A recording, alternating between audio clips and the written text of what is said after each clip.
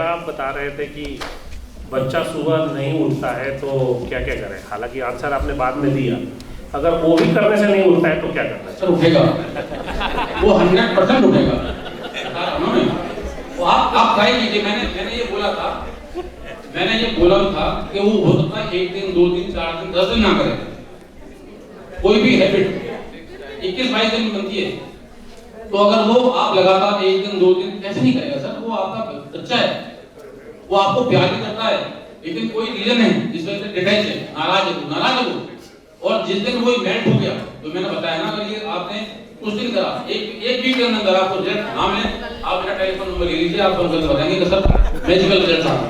Guarantee है मेरी, ये बता दूंगा, क्योंकि मैं भी बच्चों का फादर हूं, ये मैंने अप्लाई कर रखे हैं बच्चों को। फौज स्कूल ही बोलता है कि पेरेंट्स और टीचर्स साथ मिलकर पढ़ाएंगे तो बच्चा आगे। मैं बताता हूं सर, आपका बिल्कुल क्वेश्चन बिल्कुल ठीक है। एक एज होती है, उस तक आप कॉपी भी चेक करें, टीचर से बात भी करें, लेकिन अगर आपने 5th क्लास तक बच्चे को पूरी तरह समझ में आ गया, ये बिल्कुल रेस्पॉन्सिबल, बच्चों को हमें रेस्पॉन्सिबल बनाना है। अगर आप उसकी कॉपी चेक करेंगे, इट मींस आप पर बच्चों का भरोसा नहीं, आप उसका सुनेंगे शाम को, आपको बच्चों का भरोसा नहीं, सपोर्ट कीजिए। मैं बार-बार बता दूं, ये अपना वे है काम करने का तरीका है। मेरा ये था, देखिए जब आप बच्चों को ये एहसास कराएंगे कि ये पढ़ाई आपके लिए है, आप पढ़ोगे, अच्छे ऑफिसर बनोगे, जो चाहोगे लाइफ में आप अचीव कर सकते हो, तो वो उसकी इंपॉर्टेंस आपको समझानी है। और जब आप उनको ये आप पढ़ाते क्यों बच्चों का, पढ़ना जरूरी क्यों है? कोई पेरेंट्स इस बात को बच्चों को समझाने के लिए तैयार नहीं है कि तुमको पढ़ना जरूरी क्यों है। बस पढ़ना है आपको। क्यों पढ़ना है? कभी किसी, जितने भी आप लोग बैठे हो, कभी आपने अपने बच्चों को बैठ के बताया कि तुमको पढ़ना क्यों जरूरी है? बताया? बहुत अच्छी बात है। तो आप उनको रेस्पॉन्सिबिलिटी बनाइए, फ्रंट में आप बताइए, पढ़ना उनको है, आपको केयर करनी है, आप फैसिलिटेटर हैं, आप उनका काम उनको करने दो। आप अगर वो बच्चा 5th क्लास का रेस्पॉन्सिबल बन जाता है, 6 में आपको जरूरत नहीं पड़ेगी। मैंने अपने बच्चों के दोनों की, बेटा है मेरी बेटी है, बेटा है, मैंने कभी भी उनकी कॉपी चेक नहीं की। मैं बता दूं, मैंने सारी पीटीएम अटेंड करी है, टीपीएस में नहीं आता था पीटीएम अटेंड करने के लिए, बेटी सारी पीटीएम अटेंड कर रही है, उससे पता चल जाता है कि हमारा बच्चा कहां जा रहा है। ऐसा नहीं मैं टीचर के कांटेक्ट में नहीं था, लेकिन बच्चों को नहीं पता था कि मैं टीचर के कांटेक्ट में हूं। उसको ये पता था कि नहीं, पापा ने तो हमको छोड़ रखा है, जब हम बच्चों को छोड़ देते ना तब वो रेस्पॉन्सिबल बनते। मैं अपनी बेटी की भी टीचर्स के कांटेक्ट में मैंने था, मैं कोई पीटीएम कभी भी बच्चों की मैंने नहीं छोड़ी, ऑलवेज मैं पर्सनली जाता था, तो मुझे पता चल जाता था। ऑब्जर्व, मैंने क्या बोला, ऑब्जर्व करिए कि बच्चे हमारे क्या कर रहे हैं, ठीक चल रहे हैं तो फिर मैं कॉपी चेक करूं। अगर उसकी मेरी बेटी की A ग्रेड आ रहा है तो मैं क्यों बार कॉपी चेक करूं, ठीक चल रहा हूं। कॉपी चेक करना ऑब्जेक्टिव नहीं है, ऑब्जेक्टिव ये भी है कि प्रोग्रेस सही चल रहा है सर, वो पता चल जाता है। आज की डेट में तो मैं यहां का बताता हूं, पूरी केस का यही टीचर इतने अच्छे हैं, आपको बताया फोन करके थोड़ा बच्चा डाउन होता है, तो आपको जब लगा कि मैंने क्या बोला, आपको जब लगे कि आपको बच्चे को सपोर्ट करना चाहिए, कभी भी सपोर्ट कीजिए। ऐसा नहीं है कि बच्चा 5 ईयर का है, 15 का हो तो 25 का हो तो 30 का हो, अगर नीड है तो, अगर नीड नहीं है तो नहीं करना है। वो नहीं बोलूंगा, मैंने बेटी तुम्हें क्या करना है, वो बोले पापा वो फ्लाइट में घूमने को बहुत मिलता है तो एयर होस्टेस बनेगी। तो मैंने कहा कि तुम्हें पता है बेटा, तुम एयर होस्टेस बनोगे तो फ्लाइट में घूमोगे, बट अगर तुम IAS टीचर बनोगे तो तुम्हारे लिए ऑलवेज फ्लाइट्स अवेलेबल होंगी। तो अब तुम बताओ क्या चूज करते हो, तुम्हें एयर होस्टेस बनना है या किसी इस तरह की पोजीशन पे जाना है जहाँ तुम्हें सारी फैसिलिटीज मिल सके। उनका माइंड सेटअप जो है वो चेंज हो गया। मैं बोला नहीं ये चीज़ है, तो मैं उस चीज़ के लिए सोचा। तो मुझे अच्छा लगा कि मतलब कुछ ऐसा बच्चों के साथ करते रहो कि उनको, बच्चों को देखो, मदर फादर, मैंने क्या बोला, मदर फादर बच्चों को गाइड करने के लिए तो है। एक समय तक हम बच्चों को गाइड करते हैं, उसके बाद तो बच्चे ही हमको गाइड करना शुरू कर देते हैं। तो वो पीरियड चल रहा है अभी, जो 6 to 9 जो पीरियड है, ये टीनेज का टाइम है, जब हमें बच्चों को हमारे गाइडेंस की जरूरत होती है, और हमको ये गाइड उनको करना चाहिए कि सही क्या है, गलत क्या है। इस एज में बच्चे नहीं समझ पाते कि सही क्या है, गलत क्या है, उनको तो जो अच्छा लगता है, क्योंकि हम लोग भी बहुत करते हैं, आज भी करते हैं और आज भी करते हैं। ये नेचर है। कभी हम और वाइफ कोई शॉर्टिंग हो जाती है, कोई डिस्कशन है, तो हम सोचते हैं कि यार थोड़ी देर बाद आते हैं कि नहीं बच्चे के वही चीज आगे जाएगी, तो दैट्स ओके कि वी आर बिल्कुल very good, thank you so much. और किसी का कोई क्वेश्चन? राइट, सेल्फ इंडिपेंडेंट बनाना चाहिए, डिपेंडेंट। बट आजकल स्कूल के अंदर जितने होमवर्क मिलते हैं, खास करके समर वेकेशन का जो होमवर्क है, उसमें बिना हमें लगे वो बनता ही नहीं है। टीचर को भी पता है, पेरेंट्स को भी पता है। तो व्हाट शुड वी डू? बच्चों की ये भी जिस क्लास की आप बात कर रहे हो वो छोटी बच्ची है।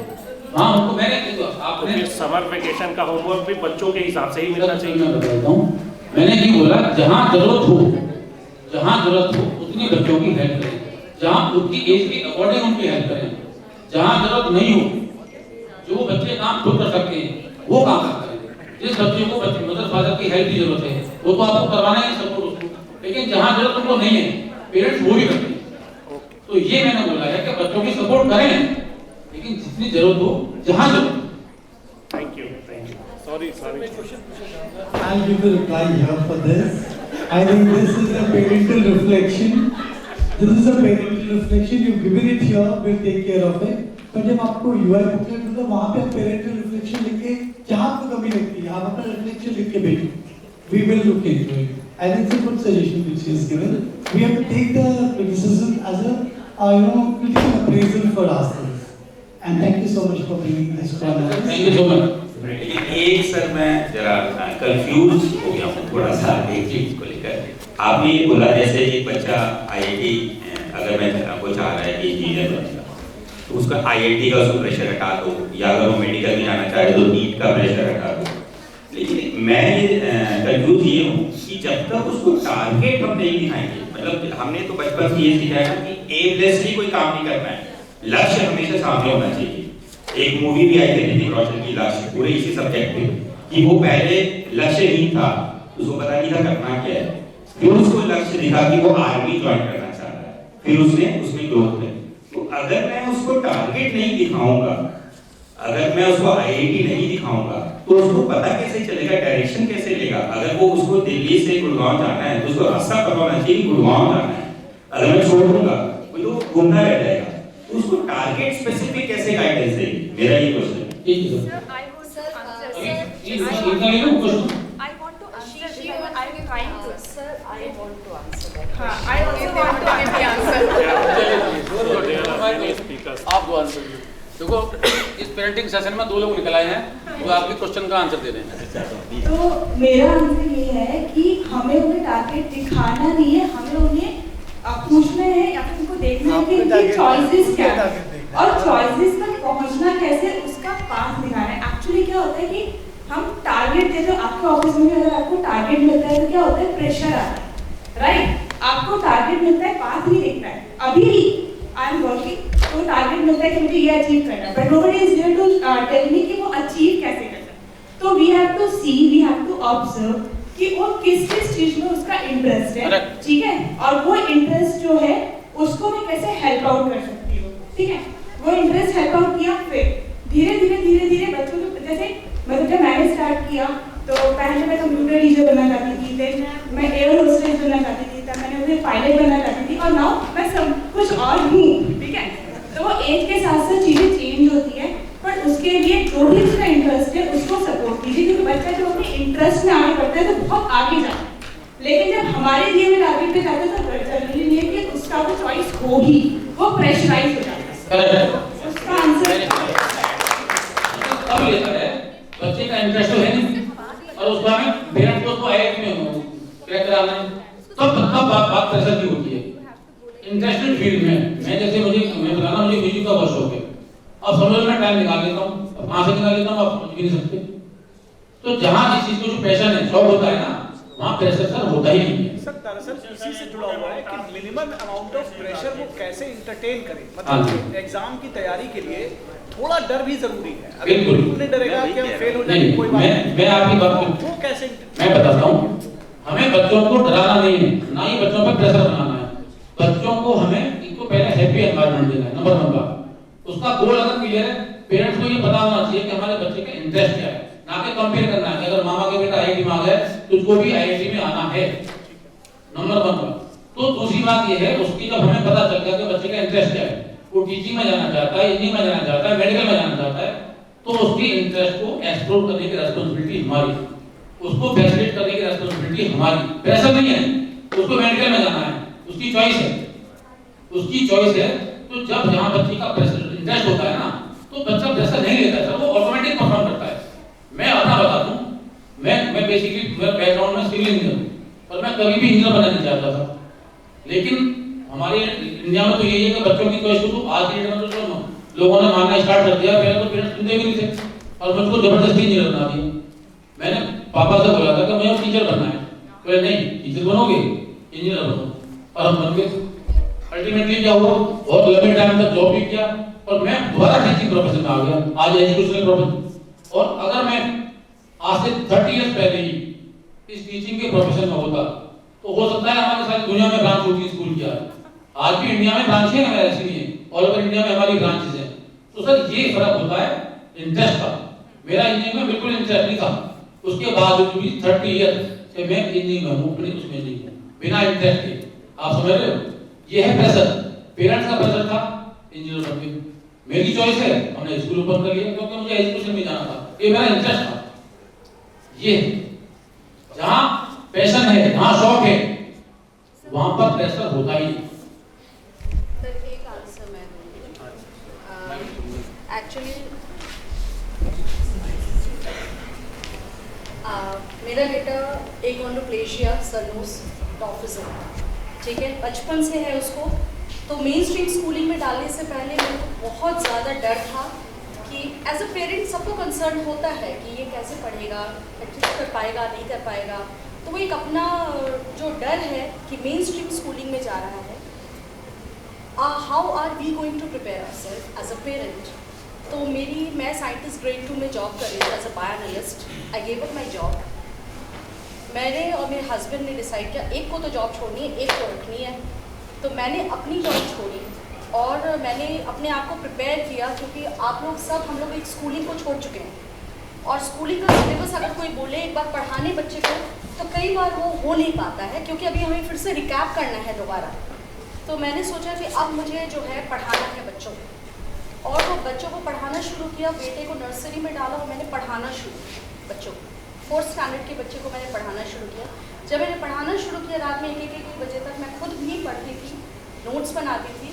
मैं ये क्यों कर रही थी, reason because I was preparing my self कि कल को अगर स्कूल नहीं जाने को मिलेगा, इसको प्रॉब्लम होगी, बुलिंग करेंगे बच्चे, तो मैं उसी टाइम इसको स्कूल से निकाल कर खुद रेडी हूँ कि इसको पिकअप कर लूँ ओपन स्कूलिंग।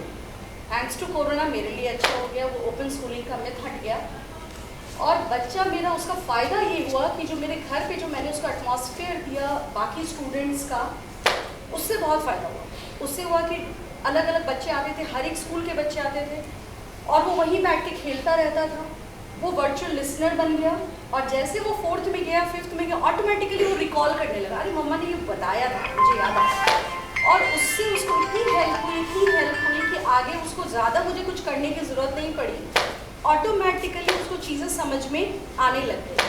तो बेसिकली कभी कभी होता है कि बच्चों को हमें, जैसे मैं इंजीनियर हूँ तो मैं भी चाहूँगी कि मेरा बेटा इंजीनियरिंग में जाए ताकि मैं उसको आगे गाइड कर सकूँ और एक प्रॉपर लाइन दे सकूँ। चाहती तो मैं हूँ लेकिन मैं उसको इम्पोज नहीं कर सकती उसके ऊपर कि तुम यही लो। तो उसको वो इंटरेस्ट कैसे दिलाना है, ये हमारा काम। इंटरेस्ट बच्चों को खुद से नहीं आता है। उनको आज पूछोगे तो उनका एम कुछ और होगा, कल वो बैडमिंटनिस्ट बनना चाहेंगे, कल वो क्रिकेटर बनना चाहेंगे। उनको जो अच्छा लगता है, फ्रेंड्स जो सिखा देते हैं वो बनना चाहते हैं।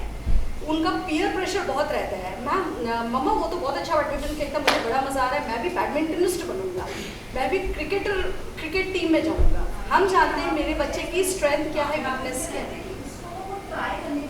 हाँ, मैं इम्पोज नहीं कर रही हूँ, हालांकि मन में मैं चाह रही हूँ कि वो इंजीनियर ही बने, मैं चाह रही हूँ अंदर से, बट मैं उसको इम्पोज नहीं कर पा रही हूँ। तो मैंने क्या किया कि उसको उसकी बुक्स बहुत सारी लाके उसके रूम में रख दी है, एक एटमॉस्फेयर क्रिएट किया जहाँ मैं मैथ्स और साइंस ही पढ़ाती हूँ बच्चों को। हायर क्लासेस भी मैं मैथ्स और साइंस ही पढ़ाती हूँ। तो वो इसको इंटरेस्ट बचपन से ही मैंने इनकलकेट करना, वो वहीं बैठता था, वहीं खेलता था। तो बेसिकली वो सुन भी वही रहा है, समझ भी वही रहा है और बहुत हेल्प हुई उससे। आज उसका मैथ्स भी स्ट्रॉन्ग है, साइंस भी स्ट्रॉन्ग है, दोनों फुली आते हैं उसको, बाकी सब्जेक्ट जीरो आते हैं। लेकिन मैथ साइंस मैंने देखा कि इसका इतना अच्छा कैसे हुआ, तो मुझे जो समझ में आया वो यही आया कि बचपन से जो इसको एटमॉस्फेयर मिला है यहाँ पे वर्चुअल लिसनर बनने का, वही इसको फायदा किया। मैं बात आगे बढ़ रहा हूँ। पहले मैं बताया था ना कि पेरेंटिंग में इतना बड़ा टॉपिक है ये कि घंटे 2 घंटे में ही कवर नहीं हो सकता है।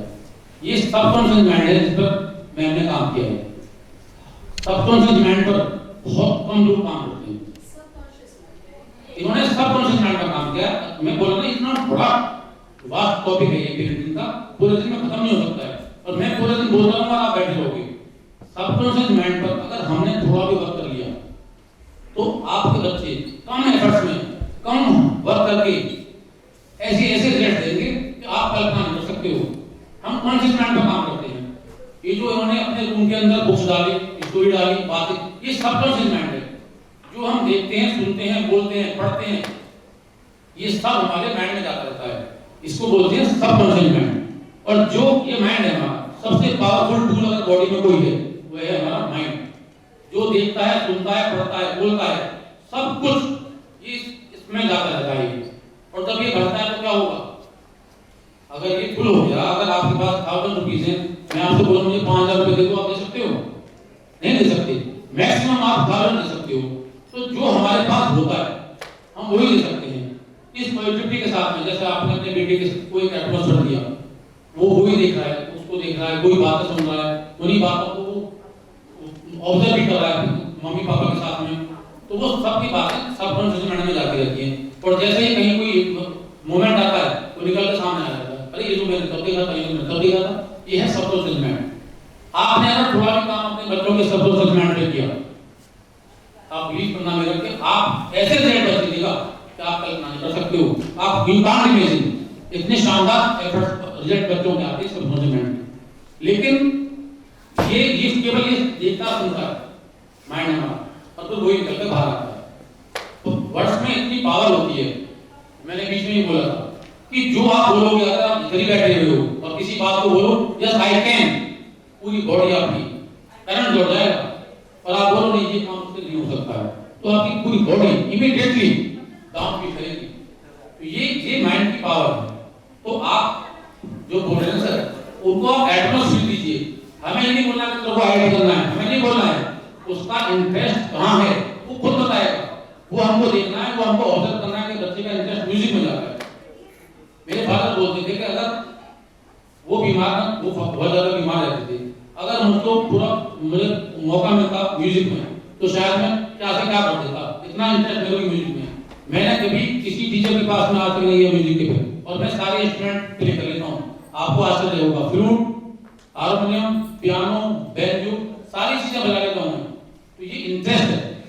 अगर मेरा पैशन है म्यूजिक, आज मेरा पैशन है, आप समझ लीजिए अगर मुझे प्रॉपर गाइडेंस मिल जाती तो कहां से कहां पहुंच जाता मैं, लेकिन नहीं मिल पाया। और ऐसे कितने बच्चे हैं यहाँ।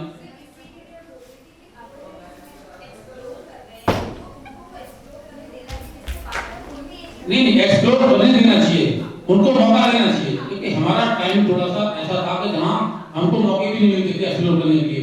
हमको कहा जाता था कि तुमको वो करना है, और हम करते भी थे, ऐसा नहीं है। और हम हैप्पीली करते थे। ऐसा नहीं है कि मैंने इंजीनियरिंग की तो फिर मैं बहुत दुखी रहा। मैंने हैप्पीली इंजीनियरिंग की, और मैं जहाँ मिला मैं टॉप पोजीशन पे रहा वहाँ भी, क्योंकि मैंने उसको मदर फादर ने बोल दिया। अटैचमेंट इतना ज्यादा था कि आज भी 24 घंटे में कम से कम मुझे 100 बार मम्मी पापा याद आते होंगे। तो ये है बॉन्डिंग।